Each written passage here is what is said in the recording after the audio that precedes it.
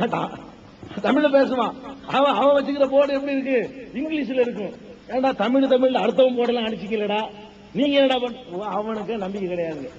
அவன் மொழி கொள்கையை பேசினாலும் அவனுக்கு நம்பிக்கை இல்ல, கடவுள் கொள்கையை பேசினாலும் நம்பிக்கை இல்ல, சோசியலிசம்னு சொல்லுவான், அதுல நம்பிக்கை இருக்குமா, நம்பிக்கை இருக்காது. சுதேசிமா, சுதேசின்னு பேசிக்கிறோம், தொண்டை கட்டியா கொக்கோ கோலா எடுத்து குடிப்பான். சுதேசின்னா என்ன, உள்நாட்டு பொருளை பயன்படுத்தணும், உள்நாட்டு பொருளை தவிர வேற எதை யூஸ் பண்ணக்கூடாது அப்படின்னு பேசிக்கிட்டு இருக்கும் பொழுது குடிக்கிற சோடா என்னவா இருக்கு, 7up எடுத்து குடிப்பான், அது வெளிநாட்டு சாமான். சுதேசின்னு பேசிக்கிட்டு இருக்கிற அந்த மேடு அங்கேயே மீறுவாங்க, அந்த இடத்திலேயே மீறுவான். அதை பேசிக்கிட்டு இருக்கும்போது கையில கட்டிக்கிற கேசியோ வாட்சி கட்டிருப்பான், ஜப்பான் மேட் இன் ஜப்பான் போட்டிருப்பான், அதுல வச்சு கட்டி இருக்கிற வாட்சி வெளிநாட்டு வாட்சி, நீ போட்டுக்கிற சட்டை வெளிநாட்டு சட்டை, நீ பேசுற அந்த காலர் மைக்கு வெளிநாட்டு மைக்கு, செருப்பு கூட வெளிநாட்டு செருப்பா இருக்கும், குடிக்கிற சோடா வெளிநாட்டு சோடாவா இருக்கும், எல்லாம் வெளிநாட்டு. பாக்கெட்ல வச்சுக்கிற பார்க்கர் பேனா வச்சிருப்பான், இங்க உள்ள ரைட்டர் பேனா வச்சிருக்க மாட்டான், பாக்கெட்ல பார்க்கர் பேனா குத்திக்கிட்டு நாம எல்லாம் சுதேசி இந்திய பொருளையே வாங்க வேண்டுமா. எந்த பெருசாவெல்லாம் நான் தலைவன் எதிர்பார்க்கல, குறைஞ்சபட்சம் அவன் எதை சொல்லிட்டானோ மக்கள்கிட்ட அதுல அவன் நம்பிக்கை உள்ளவனா இருக்கணுமா இல்லையா, அது அவன் செய்யக்கூடியவனா இருக்கணுமா இல்லையா.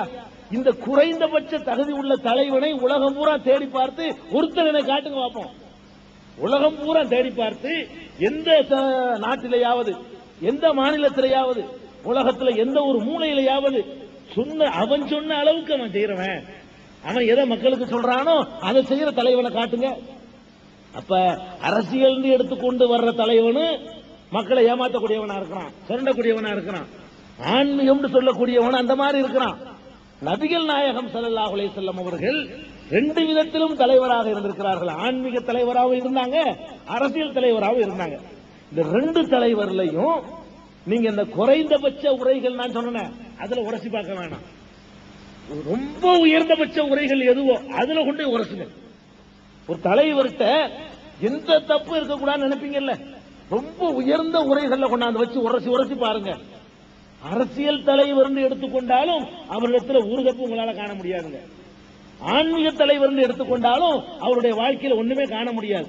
அப்படி ஒரு அப்பழுக்கற்ற வாழ்க்கைக்கு சொந்தக்காரராகத்தான் நபிகள் நாயகம் ஸல்லல்லாஹு அலைஹி வஸல்லம் அவர்கள் வாழ்ந்து காட்டி சென்றிருக்கிறாங்க.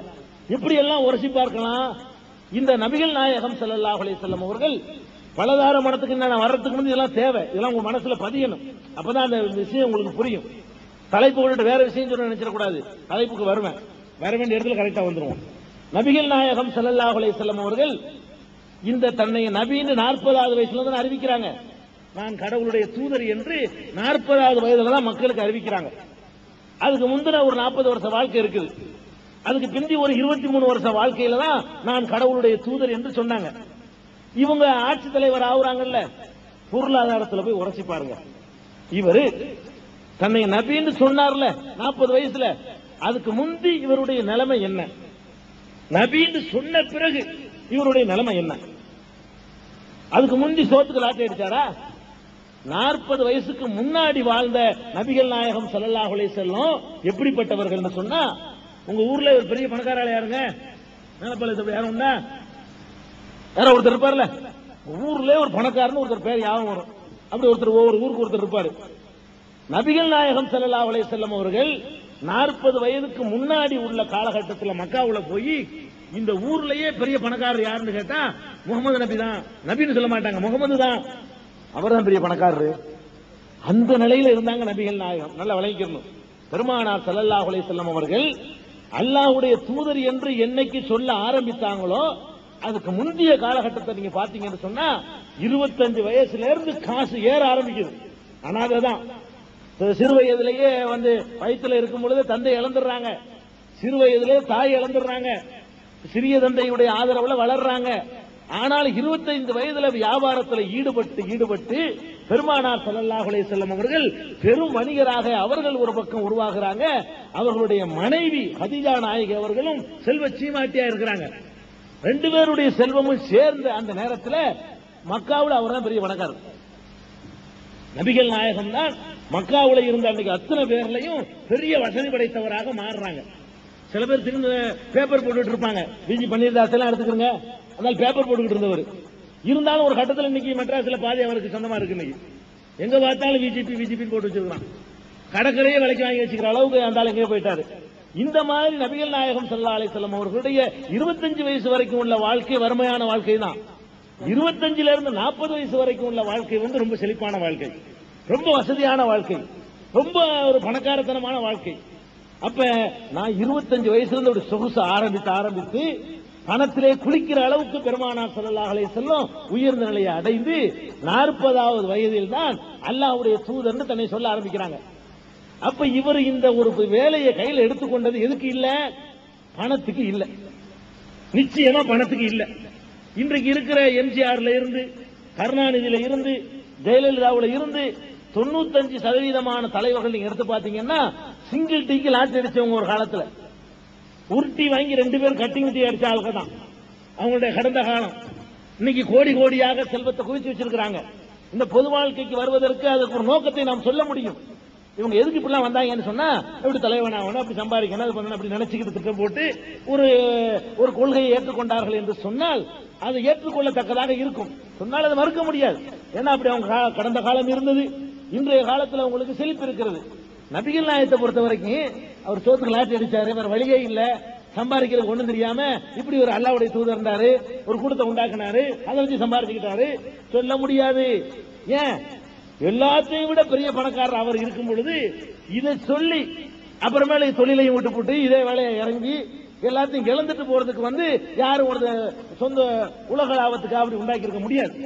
அப்ப நபிகள் நாயகம் ஸல்லல்லாஹு அலைஹி வஸல்லம் அவர்கள் 40 வயது வரைக்கும் பெரிய செல்வந்தராக இருந்து 40ல இருந்து 53 வயசு வரைக்கும் மக்காவுல சொந்த ஊர்ல இந்த கொள்கையை சொல்றாங்க. சொன்னா தொழிலை விட்டாங்க. எதுக்காக வேண்டி? நான் கடவுளுடைய தூதர் என்ற கொள்கையை உலகத்துக்கு சொன்னதற்காக வேண்டி, சீர்திருத்தம் செய்வதற்காக வேண்டி, மூட நம்பிக்கையை ஒழிச்சதற்காக வேண்டி, பெண்ணுரிமைக்கு பாடுபட்டதற்காக வேண்டி, ஒரு கடவுள் கொள்கையை சொன்னதற்காக வேண்டி அவங்க 13 ஆண்டு காலம் அந்த மக்காவுல வேற பிசினஸ் எல்லாம் பண்ணல. ஏற்கனவே பண்ணாங்களா? அதான் 40 வயசுல இருந்து வியாபாரம் இல்ல, தொழில் கிடையாது, வருமானம் கிடையாது, வாரி வாரி வழங்கிக்கிட்டே இருக்கிறாங்க. கொஞ்சம் கொஞ்சமா குறையுது, ஒண்ணுமில்லாத ஒரு நிலைமைக்கு வர்றாங்க. கடைசியா ஊரை விட்டு விரட்டப்படுறாங்க. அவ்வளவு பெரிய வசதியானவராக இருந்த நபிகள் நாயகம் ஸல்லல்லாஹு அலைஹி வஸல்லம் அவர்கள் 53வது வயசுல அணிந்திருக்கிற ஆடையோட, வீடு இல்ல, வாசல் இல்ல, சொத்து இல்ல, சுகம் இல்ல, 13 வருஷ காலத்தில் இந்த கொள்கை சொன்னதுக்காக வேண்டி அத்தனை இழந்து விட்டு வெறும் ஆளாக இன்னொரு ஊருக்கு ஓடுறாங்க. வசிச்சிருக்கிற வீட்டையும் பறிச்சுக்கிட்டான், அதெல்லாம் போகும்னு தெரியும். அப்ப வெறும் ஆளாக நபிகள் நாயகம் ஸல்லல்லாஹு அலைஹி வஸல்லம் அவர்கள் 13 வருட காலங்களுக்குள்ளேயே இப்படிப்பட்ட ஒரு நிலைமைக்கு ஆளாகி மதீனாவை சென்றடைகிறாங்க. இன்னொரு ஊர் 300 மைலுக்கு அப்பால இருக்கக்கூடிய மதீனா என்ற ஊரை நோக்கி அவர்கள் புறப்பட்டு போயிடுறாங்க. இதுல கவனிக்க வேண்டிய விஷயம் என்ன தெரியுமா? நபிகள் நாயகம் ஸல்லல்லாஹு அலைஹி வஸல்லம் அவர்கள் ஆன்மீக தலைவர் ஆனதையும் சரி, அரசியல் தலைவராக ஆனதையும் சரி, எதையோ திரட்டுறதுக்கு இல்ல, எல்லாத்தையும் இழக்கிறதுக்கு தான். உன்னையும் அவர் திரட்டிக்கல. இது சொன்னதுனால உன்னையாச்சும் சேர்த்து கொண்டாராண்டா கிடையாது. ஒரு சட்டை வச்சு இன்னொரு சட்டை அதிகமாக்கிட்டாரா கிடையாது. இப்படி எல்லாத்தையும் இழந்து ஓட்டாண்டிங்கிற ஒரு ஸ்டேஜுக்கு வர்றாரு. அன்னைக்கு அனாதையா இருந்தார அந்த நிலைமைக்கு வந்துதான் மக்காவிலிருந்து விரட்டப்படுற நிலைமைக்கு அவர் ஆளாயிருக்கிறார்னு சொன்னா அவரை உரசி பார்க்கணும். அந்த இடத்துல எந்த நோக்கமும் இவர் சொல்ல முடியாது. காசுக்கு செஞ்சாருன்னு சொல்ல முடியாது, புகழுக்கு செஞ்சாருன்னு சொல்ல முடியாது. புகழ் கிடைக்கல. அப்ப விரட்டினா அடிச்சாங்க. ஊரை விட்டு விரட்டுறது ஒரு புகழா? ஊர்ல இருக்க முடியாம ஆக்கி பயந்து பயந்து வாழக்கூடிய நிலைமைக்கு உண்டாக்கி சமுதாயம் எல்லாம் காரி துப்புற அளவுக்கு ஆக்கி ஒரு கணவாயில கொண்டை சோபை அபித்தாலிபுங்கிற கணவாயில கொண்டை சமூக பகிஷ்காரம் செஞ்சு அவரை ஏத்துக்கிட்ட ஆட்கள்லாம் வெட்டி கொன்று அவரையும் சித்திரவதை பண்ணி கள்ளத்தூக்கி போட்டு முள்ள விட்டு அடிச்சு ரத்தம் சிந்த வச்சு பல வகையான துன்பங்களையும் சகித்துக் கொண்டு இருக்கிற காசு பணத்தை இழந்து விட்டு அவர் மக்காவில இருந்து மதீனாவுக்கு போனார்னு சொன்னா இங்கதான் உரசுறோம். இந்த மனுஷர்கிட்ட என்னத்தை காண்றது? இவர் எதுக்கு இதை பண்ணினாரு?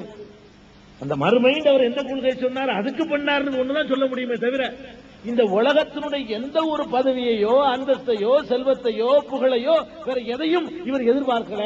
இப்படி ஒரு பரிசுத்தமான ஒரு தியாகியாகத்தான் அந்த தன்னுடைய வாழ்க்கையை நடத்தி இருக்கிறார் என்பது இந்த 53 வயசுல புரியுது. அப்புறம் மதீனாவுக்கு போயிடுறாரு. போனா மக்கா மாதிரி மதீனா இல்ல. ஆனா தாறுமாறா இஸ்லாம் வளர ஆரம்பிக்குது. மதீனாவுக்கு போன பிறகு கூட்டம் கூட்டமாக மக்கள் இஸ்லாத்தை நோக்கி சேர ஆரம்பிக்கிறாங்க. மொத்த மதீனாவும் கையில வருது. ஆட்சி பொறுப்பு லட்டு மாதிரி எல்லாம் கையில கொடுக்கிறான். வெறும் ஆளாக அனாதையா புறப்பட்ட அந்த முகமது நபியுடைய கையில அகதியாக போய் அந்த ஊர்ல நுழைகிறாரு. அவருடைய பிரச்சாரத்தை சொந்த ஊர்காரங்க ஏத்துக்கல. பொதுவாக சொந்த ஊர்காரங்க இப்போ லேட்டா தான் ஏத்துக்குவாங்க. எல்லாருக்கும் உள்ளதுதான் உள்ளூர் இதுன்னு சொல்லுவாங்க. வெளியூருக்கு போனா தான் மதிப்பே தெரியும். இது உலகம் பூரா ஒத்துக்கொண்ட ஒரு நியதி தான்.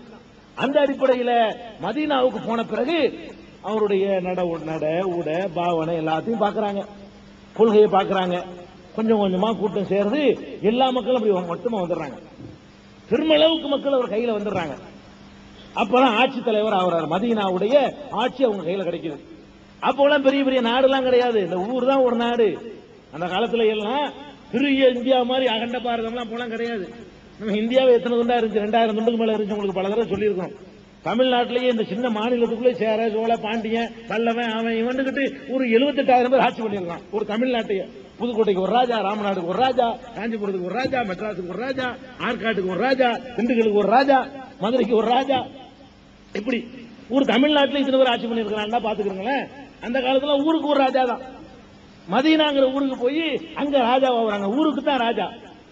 அந்த 10 வருஷ காலத்துல ராஜாவாகி அந்த மதீனாவை சுத்தி உள்ள பகுதிக்கு போய் அப்படி இன்னும் கொஞ்சம் போய் அது பாட்டுக்கு இந்த 10 வருஷ காலத்துல மதீனாவை எல்லாம் கடந்து மக்கா வரைக்கும் 300 கிலோமீட்டருக்கு தாண்டி மக்கா வரைக்கும் வந்து மக்காவை உள்ள இழுத்து ஈரான் சிரியா வரைக்கும் போய் இந்த பக்கம் பஹ்ரைன் வரைக்கும் போய் இப்படி எல்லா பகுதியிலையும் இந்த 10 ஆண்டு காலத்துக்குள்ள நபிகள் நாயகம் ஸல்லல்லாஹு அலைஹி வஸல்லமுடைய அந்த பிரச்சாரம் போய் சென்றடைய அவர்களுக்கு பின்னாடி மக்கள் வந்துடுறாங்க. வந்தவன அவருடைய ஆட்சியின் கீழே வந்துடுறாங்க. பெரிய ஆட்சியை உண்டாக்கிட்டாருங்க 10 வருஷ காலத்துல. 10 வருஷ காலத்துல இப்படி ஒரு சாம்ராஜ்யத்தை எவனும் உண்டாக்குனதில்லை உலக வரலாற்றுல. இவர் போர்லயே உண்டாக்கல, ஆன்மீக பிரச்சாரத்தின் கீழே மக்களை திரட்டி 10 ஆண்டுகளுக்குள்ள ஒரு பெரிய ஒரு நாட்டையே உருவாக்குற அளவுக்கு பெருமானார் ஸல்லல்லாஹு அலைஹி வஸல்லம் அவருடைய ஆட்சி விரிவடைகிறது. அந்த கட்டத்துல இப்பதான் நீங்க கவனிக்கணும். மக்காவுல இருக்கும் போதும் வசதியா இருந்து எல்லாத்தையும் இழந்துட்டாரு. இப்ப மதீனாவுக்கு வந்தாச்சு. சரி, கஷ்டப்பட்டு ஜெயிலுக்கு போய் தியாகம் பண்ணி எல்லாம் பண்ணி கடைசியில் ஒரு பதவின்னு ஒண்ணு வருதுன்னு வைங்களேன். பதவின்னு வந்தவன என்ன செய்வான் ஒருத்தன்? சரி, இழந்ததெல்லாம் இழந்து விட்டோம், இப்ப நல்ல வாய்ப்பா போச்சு, இப்ப சுருட்டெல்லாம் சுருட்டிக்கிறோம் அப்படிதான் நினைக்குவான். அதுக்கு ஒண்ணு சொல்லிக்கிறோம், நாங்கள் நாட்டுக்காக ஜெயிலுக்கு போகவில்லையா, இவன் 3 நாள் ஜெயிலுக்கு போனதுக்காக வேண்டி 3000 கோடி சம்பாதிக்கலாம்னு அர்த்தம். என்ன சொல்லுவான்? 3000 கோடி சம்பாதிச்சதுக்கு என்ன காரணம் சொல்லுவான்? நாங்கள் ஜெயிலுக்கு போகவில்லையா, ரிக்கார்டு எடுத்து 3 நாள் கண்டு கடை மறியல போயிருப்பான். இவ்வளவுதான். இதுக்கு போனதுக்காக வேண்டி இவன் 3000 ரூபாய் மக்கள் பணத்தை சுருட்டினதை நியாயப்படுத்திக்கிறான். இந்த மாதிரி ஒரு காட்சியை நம்ம பார்க்கிறோம். 13 ஆண்டு காலம் ஜெயிலுக்கு போகாத அளவுக்கு கஷ்டப்பட்டு இருக்கிற சொத்து சுகம் எல்லாத்தையும் இழந்து உடுத்தின வேட்டியும் ஆளுமாக மதீனாவுக்கு போய் இவ்வளவையும் தியாகம் பண்ண பிறகு இப்படி ஒரு ஆட்சி எல்லாம் கையில கொடுக்கிறான். விரட்டி விட்ட மக்கா வரைக்கும் கீழே வந்துருச்சு. மக்கா அவருடைய கையில, மதீனா அவருடைய கையில, ரெண்டுக்கு இடைப்பட்ட ஊர்கள் எல்லாம் அவருடைய கையில, சுற்று வட்டாரங்கள் அவருடைய கையில. அவர் உத்தரவிட்டு அங்க நடக்குங்கிற அளவுக்கு ஒரு பெரிய ஆட்சியை உருவாக்கின பிறகு இப்ப நல்ல வாய்ப்பு தானே. இங்கதான் நீங்க உரைச்சு பார்க்கணும். அவர் ஆன்மீக தலைவருங்கிற எக்ஸ்ட்ரா அந்தஸ்து வேற, அரசியல் தலைவருங்கிற அந்தஸ்து வேற. நம்ம காலத்து அரசியல் தலைவர் இல்ல. நம்ம காலத்து அரசியல் தலைவர் ஏதாவது திருடிவிட்டான்னு வைங்களேன், ஒன்னும் பண்ண முடியாது. எந்த ஊழல்வாதிக்கு நம்ம நாட்டில் தண்டனை கொடுத்ததே கிடையாது. ஆனாலும் பேப்பர்ல தாறுமாற எழுதலாம்ல, அது பேப்பராச்சு இருக்கு இந்த காலத்துல.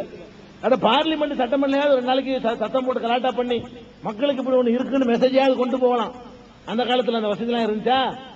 ராஜாவா இருக்கிறவர் என்ன செய்யறாரு அதான் சட்டம். எவனும் வாயை திறக்க முடியாது. எதிர்கட்சிலாம் கிடையாது, பார்லிமெண்ட்லாம் கிடையாது, பேப்பர்லாம் கிடையாது, இந்த மாதிரி மீடியாக்கள், டிவி, ரேடியா ஒண்ணும் கிடையாது. அப்படிப்பட்ட ஒரு காலத்தில் என்னத்தை எடுத்தாலும் யாரும் கேள்வி கேட்கலாது. அந்த மாதிரி ஒரு நிலை இருக்கும்போது அப்பதான் பார்க்கணும் இந்த நபிகள் நாயகம் ஸல்லல்லாஹு அலைஹி வஸல்லம். என்னடா இது இவ்வளவு வசதி வாய்ப்பு வந்த பிறகு இந்த ஆள் ஒரு 10 காசு எடுத்தாரான்னு பார்த்தா எடுக்கலங்க. எந்த நிலையில் அவர் மரணிக்கிறார் பாருங்க. கடைசி கட்டம் பெரிய தலைவராக இருந்து மரணிக்கிறார். ரசூல் ஸல்லல்லாஹு அலைஹி வஸல்லம் நபிகள் நாயகம் அவர்கள் மரணிக்கக்கூடிய அந்த 10வது ஆண்டுல அவங்களுடைய பொசிஷன் என்ன தெரியுமா? இன்னைக்கு அமெரிக்காவுக்கு இருக்கிற பொசிஷன்.